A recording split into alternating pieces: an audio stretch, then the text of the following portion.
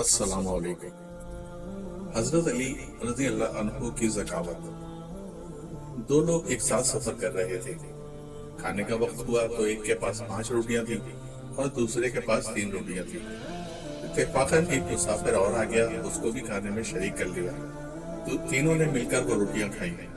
جب وہ مسافر جانے لگا تو اس نے ان کے احسان کے صلے میں 8 درہم ان کو دیے کہ تم آپس میں بانٹ لو۔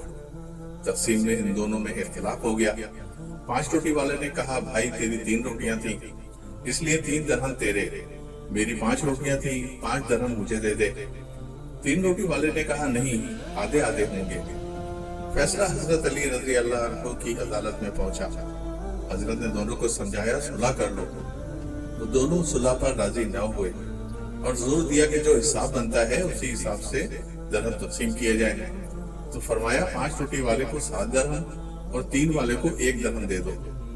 حاضرین حیران ہوئی کہ یہ کیسا عدل ہے، لیکن غور کرنے پر معلوم ہوا کہ عین عدل ہے، اس لیے کہ 8 روٹیاں تھیں اور 3 آدمیوں نے کھائی، اور کس نے کتنی کھائی اس کا اندازہ ناممکن ہے، اس لیے یوں کہیں گے کہ تینوں نے برابر کھائی۔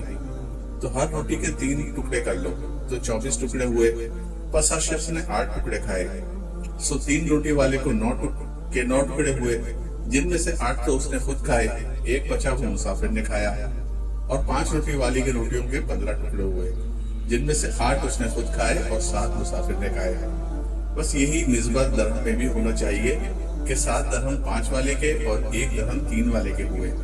لوگ اس عدل پر داد دیے بغیر نہ رہ سکے۔ دوستو، اگر ویڈیوز پسند آتی ہیں تو اس کو لائک، شیئر اور سبسکرائب کریں۔ بہت شکریہ۔